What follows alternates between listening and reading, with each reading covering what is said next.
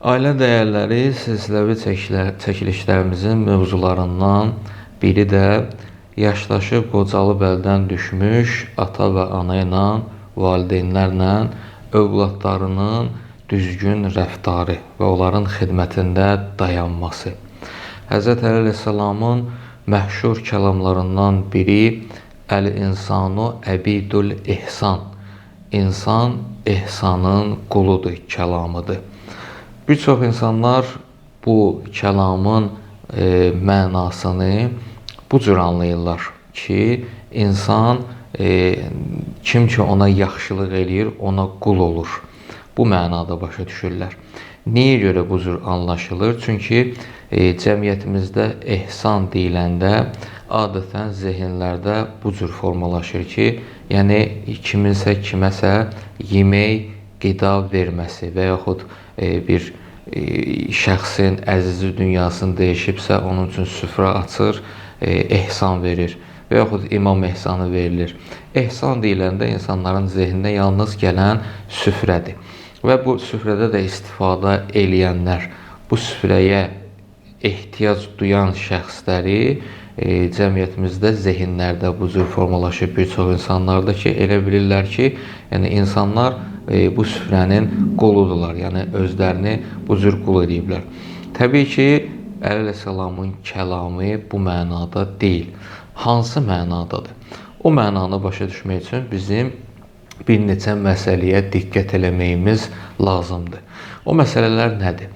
Biz baxıb görməliyik ki, insan nəyə ehtiyac duyur?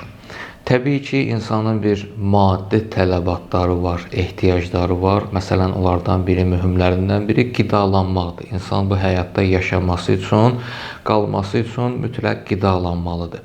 Amma insanın mənəvi ehtiyacları da var. Hətta onu deyərdik ki, insanın mənəvi ehtiyacları, tələbatları, maddi ehtiyaclardan qat-qat artıqdır. Özü bunu hiss eləsə də, hiss eləməsə də. Hər bir insanın 3 mühüm ehtiyacı var. Onlar da nədir? Biri məhəbbətdir. İnsan sevgi, məhəbbət istəyir ki, ona hər zaman sevsinlər, ona hər zaman məhəbbətlə davransınlar, ona məhəbbət göstərsinlər. İkinci məsələ diqqət məsələsidir. İnsan həmişə, xüsusən də öz yaxınları tərəfindən diqqət mərkəzində olmasını istəyir. Hər zaman istəyir ki, ondan diqqəti kəsməsinlər. Və üçüncü məsələ də qayğı məsələsidir. İnsan həmişə bu qayğıya ehtiyac duyur. Bu üç demək olar ki, sütun məsələdir. Hər bir insanın bu üç məsələyə, bu üç şeyə ehtiyacı var. Hətta bunu deyərdik və cəmiyyətimizdə də müşahidə olunur ki, bir çox insanlar məhəbbətin, diqqətin və qayğının dilənçisi olublar. Onlar məhəbbət dilənçisi, diqqət dilənçisi və qayğı dilənçisidirlər. Niyə görə bu hal baş verir? Niyə görə belə olurlar? Çünki adətən biz bu barədə danışmışdıq. Uşaq vaxtında, az yaşda olan vaxtlarında valideynləri tərəfindən ailədə məhəbbət görməyiblərsə, qayğı və diqqət görməyiblərsə, ondan məhrum olduqlarına görə və o boşluqları yarandığına görə bu insanlar hətta cavandır, qızdır, oğlandır, fərq eləməz, diqqətin, məhəbbətin və qayğının dilənçisinə çevriliblər. Adətən biz cəmiyyətimizdə fikir verib görürük ki, məsələn, sosial şəbəkələrdə hər hansısa bir səhifəni açıb, hər hansısa bir canlı kalan açıb, orada lazımsız hər hansı bir mövzu barəsində, istər qız olsun, istər oğlan olsun, saatlarla, məsələn, özünü göstərməklə müəyyən məsələlər barəsində, yenə deyirəm, lazımsız bir məsələlər barəsində danışıqlar aparır, danışır filan. O nəyin göstəricisidir? Bu insan diqqət görmədiyinə görə, diqqət acı olduğuna görə özünə diqqət, belə deyək, o boşluğunu bu özünü sosial şəbəkədə canlı açıb danışmaqla göstərir. Məhəbbət bir növ istəyir oradan, məhəbbətin axtarışındadır, qayğının axtarışındadır. O boşluqlarını, bu üç şeyin əsas boşluğunu bu insanlar özləri üçün axtarıb doldurmaq istəyirlər, bu tələbatlarını ödəmək istəyirlər.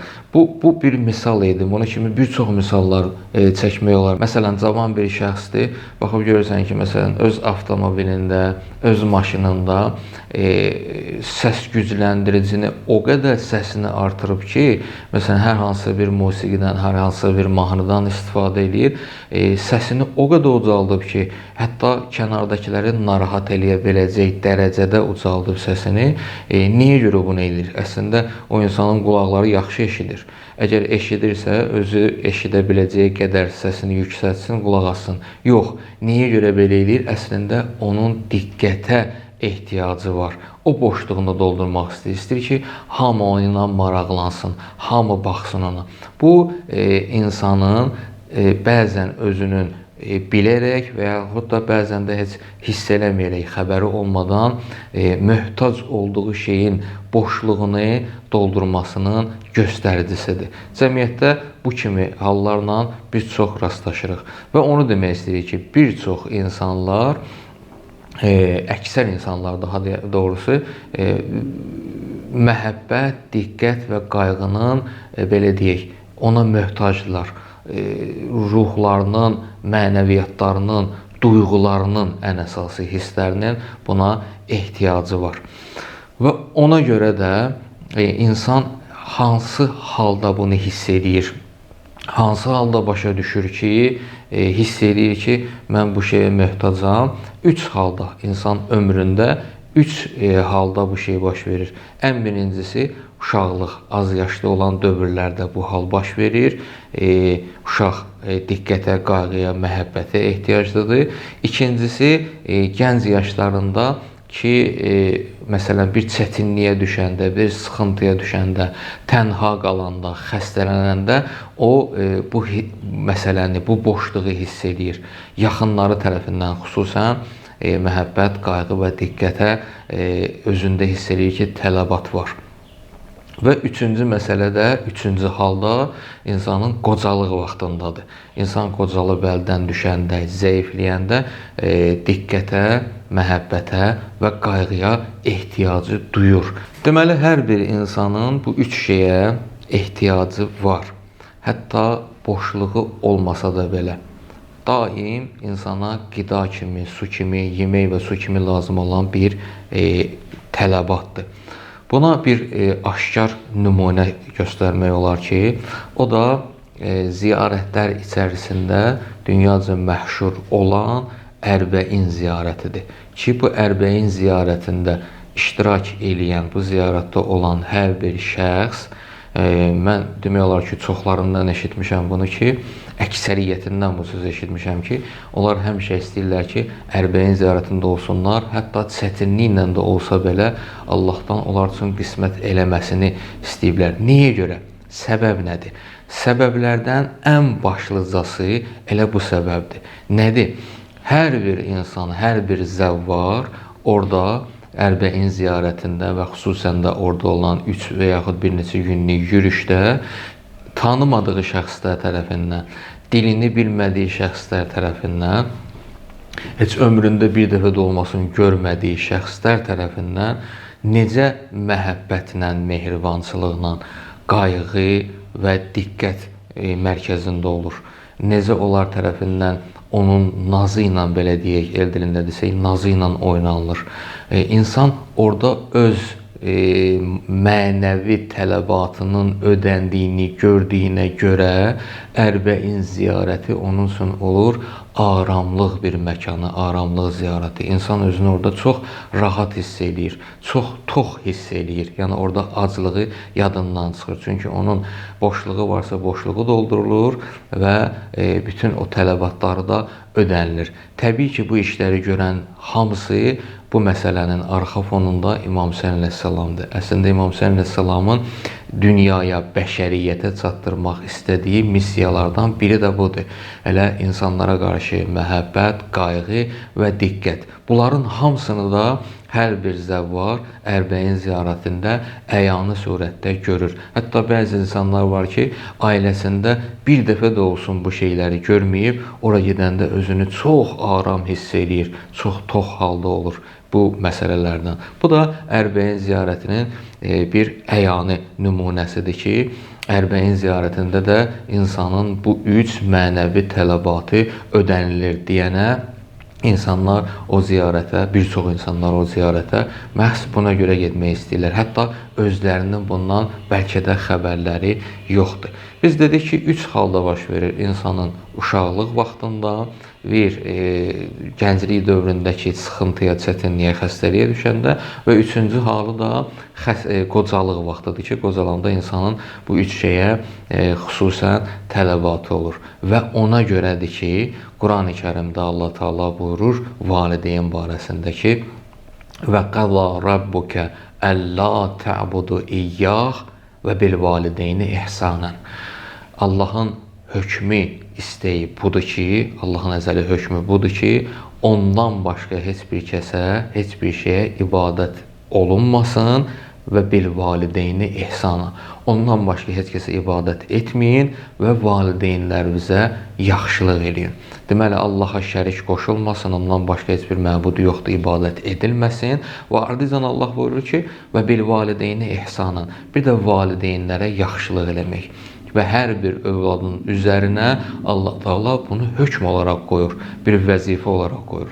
Demir valideynə infaq eləsin. İnfaq yəni onun maddi xərclərini ödəsin, xidmətində dayansın, maddi olaraq yox. Və bil valideyni ihsanan. Valideyninə yaxşılıq eləsin. İhsan sözünün içərisində, yaxşılıq sözünün içərisində bu var ki, yəni bizim başa düşdüyümüz təkcə süfrədən, qidadan, yeməkdən, sudan ibarət deyil. Yaxşılıq, ihsan sözünün içərisində hər bir şey var və həmçinin də mənəvi şeylər. O mənəvi şeylər nədir? Qarşı tərəfin tələbatı nədir? Məsələn, diqqət istəyir. Mənim ona diqqət ayırmağım ona elədiyim ihsandır. Qayğı istəyir. Mənim ona göstərdiyim qayğı bu özü bir dənə ihsandır. Mənim ona göstərdiyim məhəbbət bir dənə ihsandır. Deməli, ihsanın içərisində məhəbbət də var, qayğı da var, diqqət də var və bir çox şeylər var. Deməli, ihsan daha geniş mənadadır. Və ona görə Həzrət Əleyhisselamın kəlamı da buradan belə anlaşılmalıdır ki, əl-insanı əbidül ihsan, İnsan ihsanın quludur. Yəni bu mənada ki, insan tələbatlarını ödəyəcək şəxsə bir növ quldur. Tələbatlar nədir? Məhəbbət, qayğı və diqqət. Yaşlı olan vaxtında, insanın qocalan vaxtında, yəni valideynin, ata və ananın. Qurani Kərim o barədə buyurur ki, və mən nu'ammirhu nunakkishu fil xalq. Əgər biz bir kəsin ömrünü uzatsaq, yəni o gəlib qocalıq vaxtına çatsa, onu xilqətcə dəyişib əvvəlki vəziyyətinə qaytararıq. Yəni, necə uşaq vaxtında ki, uşaq özü-özünü idarə edə bilmir, başqasının dəstəyinə, köməyinə ehtiyacı var. Qocalan vaxtında da insan ki, hüceyrələri sıradan çıxır, qocalır, zəifləyir, əldən düşür. Elə bir həddə gəlib çatır ki, mütləq ona gərək kənardan bir nəfər, iki nəfər kömək eləsinlər. Özü-özünə bir çox işləri bacara bilmir, zəiflədiyinə görə. Və bu halda da onun üçün kömək eləyəcək şəxslər kimlərdir? Ən birinci növbədə onun öz övladlarıdır. Qurani Kərimdə övladların boynuna vəzifə qoyur ki, valideyn sizin üçün dəyərdir. Onlar, necə ki, uşaqlara baxırsınız, uşaqlarınızın, az yaşlı uşaqlarınızın sizin köməyinizə ehtiyacı var.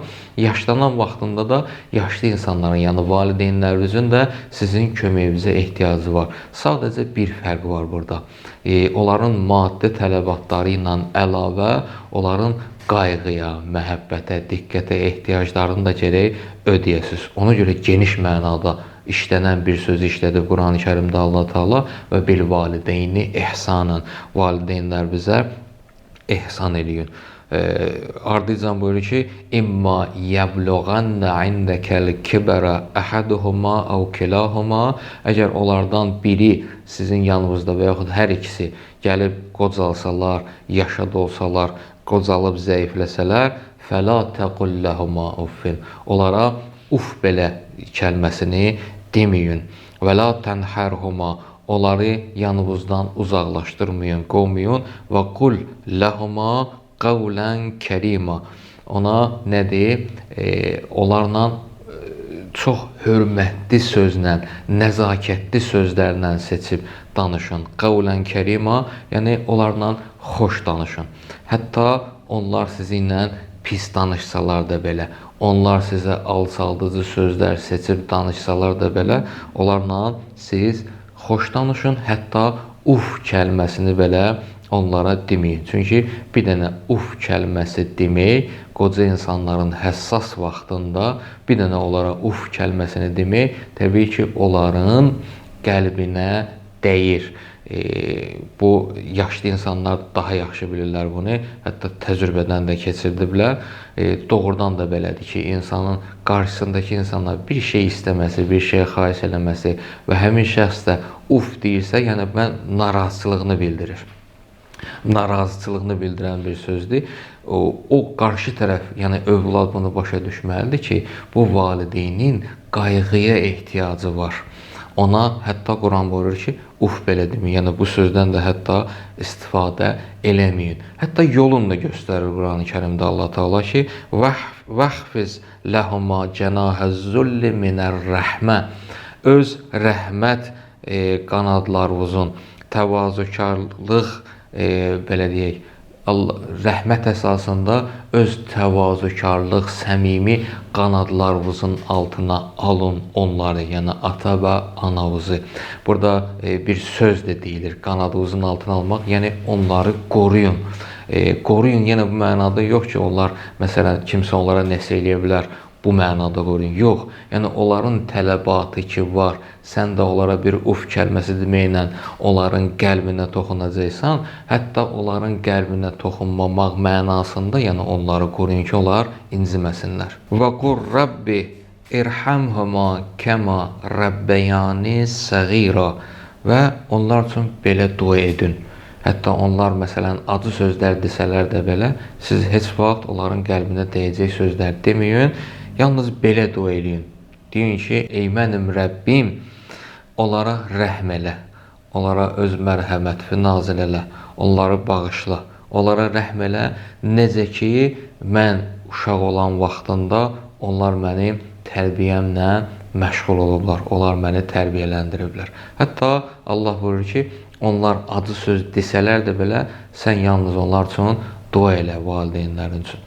Və sözümüzün yekunu budur ki, valideynin hər bir insanın ki, diqqət, məhəbbət və qayğıya ehtiyacı var, bilsə də, bilməsə də, məxsusən yaşlı insanların və valideynlərin bu üç şeyə çox böyük ehtiyacı var. Və onlar da hətta uşaq belədir ki, bəzi şeyləri başa düşmür. Amma valideyn dünya görmüş bir insandır.